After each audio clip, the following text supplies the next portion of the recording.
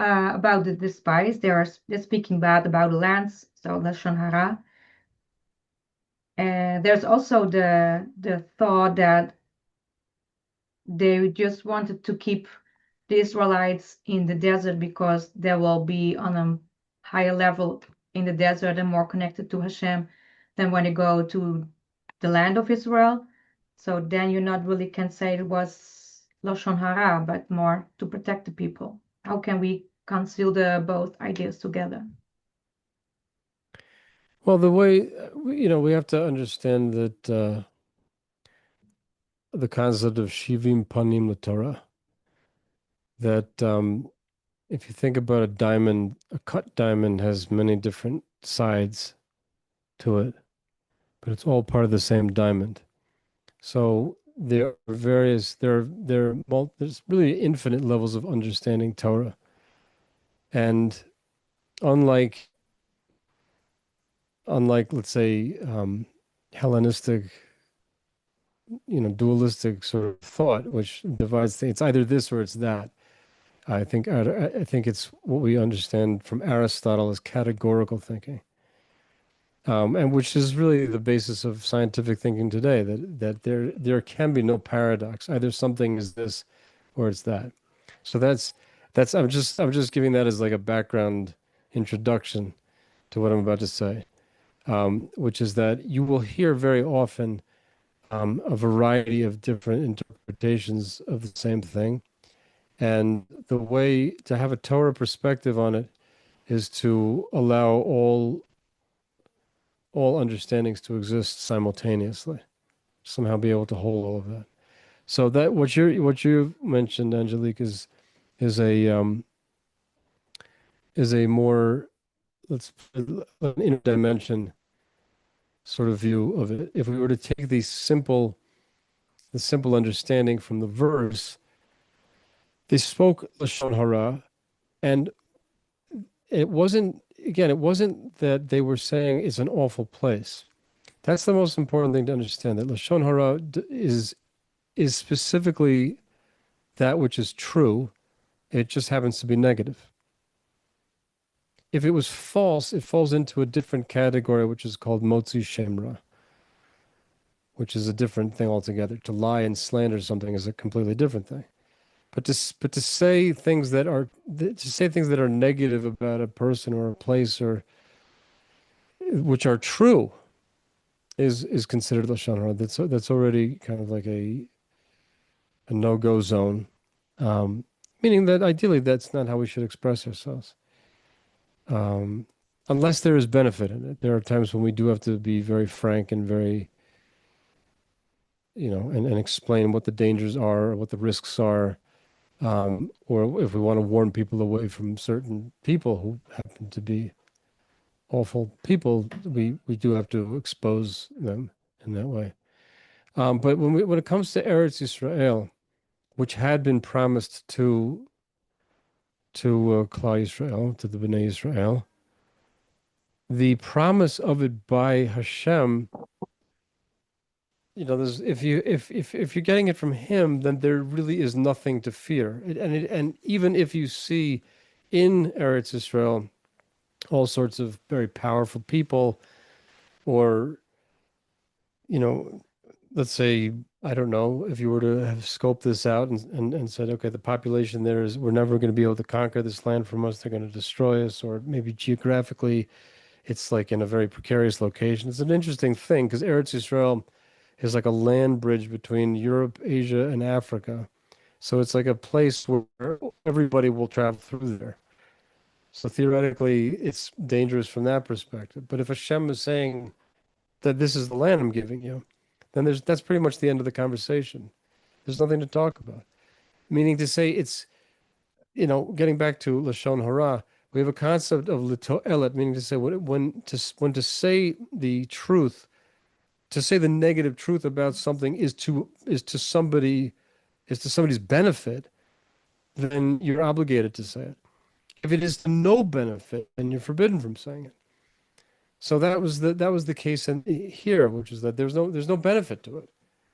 If we believe in Hashem, then we go into the land, and we deal with what comes with going into it and inheriting it. Um, that's really where that's at. Now, on the deeper level, like you said, um, up to this point, and really for the full 40 years in the desert, I mean, there wouldn't have been 40 years. It would have been a matter of days between leaving Egypt and uh, and getting to Eretz Yisrael. It's not that long of a distance. As we see, there are these nutbags who've been trying to march, through Egypt, trying to get to Rafah. Like, yeah, that's a good place to go right now. It's a great place to go. And I think I have to thank the Egyptian authorities for stopping them and taking their passports away and deporting them, because it's just a terrible security risk for Israel. Um, the March of the Narcissists. It's not that long anyway from Cairo to Israel. Um, I think they were planning on marching for 48 hours or something like that. In any case, the trip would have been a lot sooner, would have been over sooner if this issue of the spies hadn't happened. And in a certain sense, it's the worst thing that ever happened in the whole Torah text, because that litmus test of emunah, of faith in God, for the Israelites, for the B'nai Israel, is a very, very, very. It's like asking for levels of faith that are not demanded of any other population in the world. Like to come before the Red Sea and have an army of Egyptians thundering up behind you, and basically an ocean in front of you, and there's nowhere to go. And then to be told by Hashem, "Ma titzak elai," why are they crying out to me? Daber b'nei Yisrael v'yisa'u. Tell them to march. Tell them to march forward. March forward. Where is there to march forward? I'm going into an ocean. But you'll see that the man of faith, like Nachshon ben Aminadav, who we are told in Midrash, just jumps in, and the water is up to his nose, and finally it splits. Almost like in his merit, like in the merit of when you believe in Hashem, when you trust in Hashem, all the things that you're worried about whether you can accomplish on your own power. Once you realize that there's no such thing, like everything comes from Hashem, and therefore I have no reason to doubt Hashem's ability to accomplish this for me either. See, in other words, most people think that faith means passivity. Like, if I believe everything is in Hashem's hands, then I basically don't have to take responsibility for anything.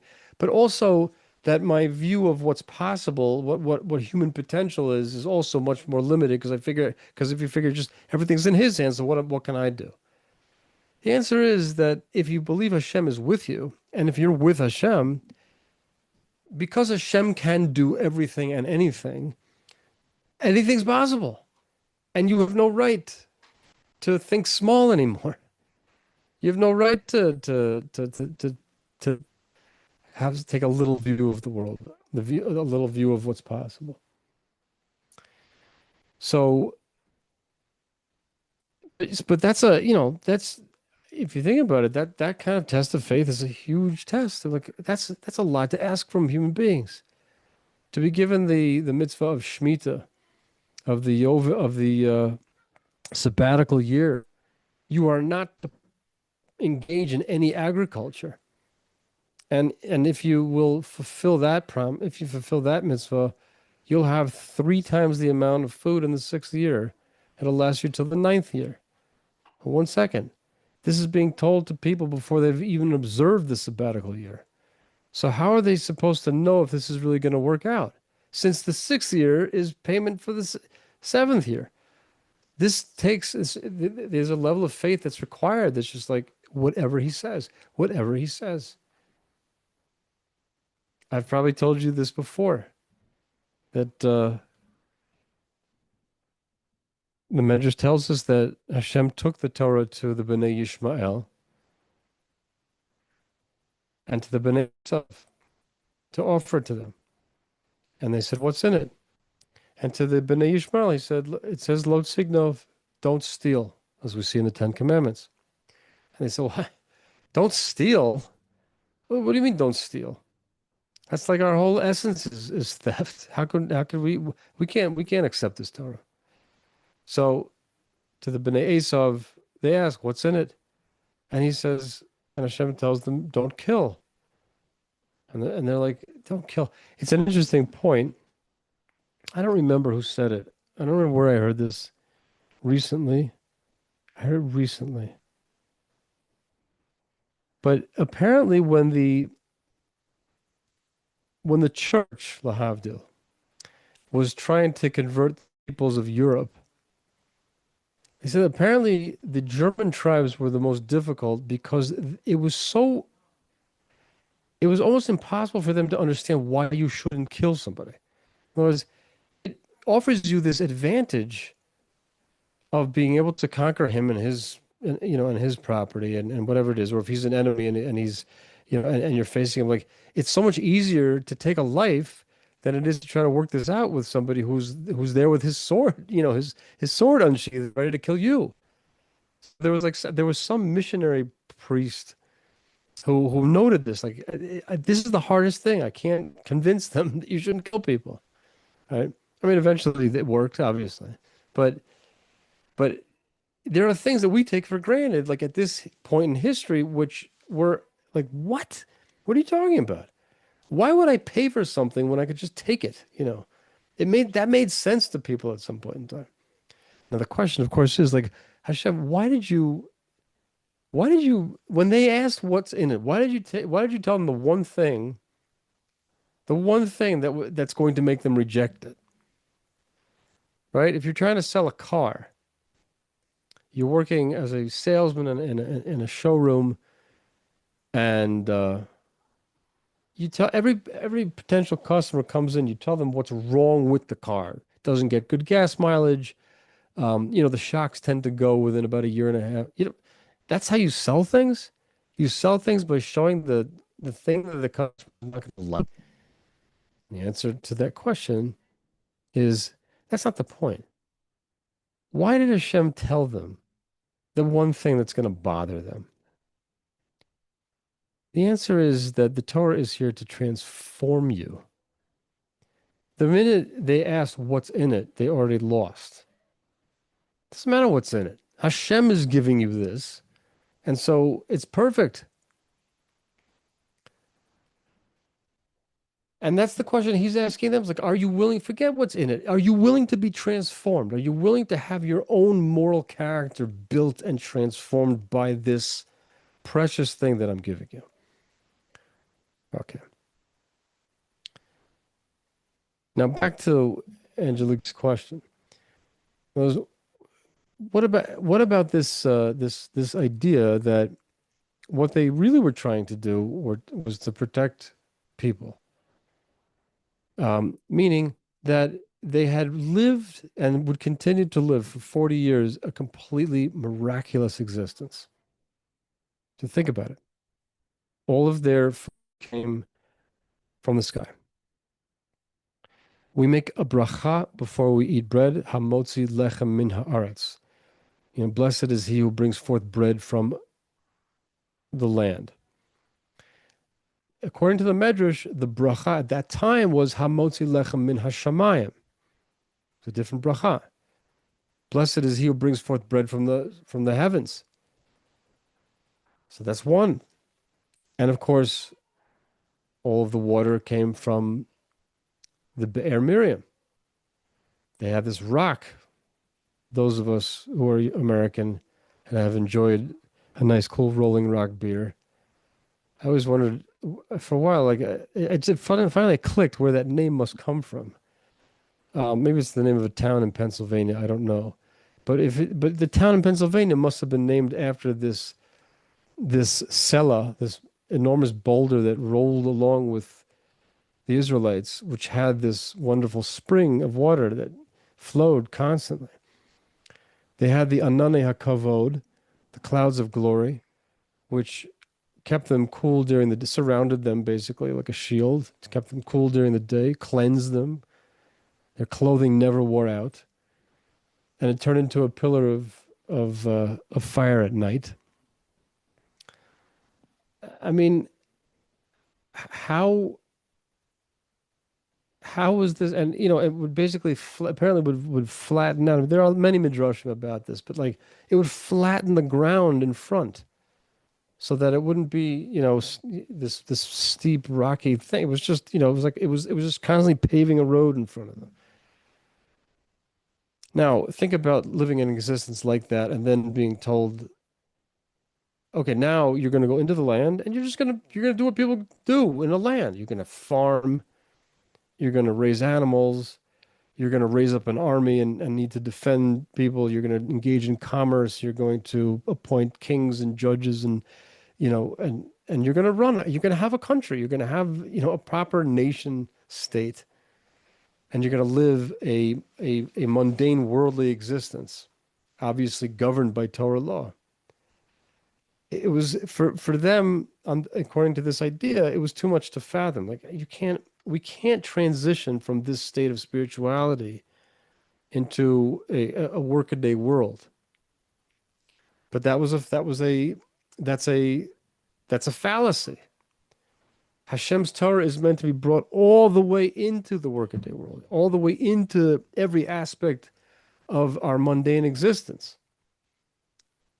That's what imbues the everyday with spirituality.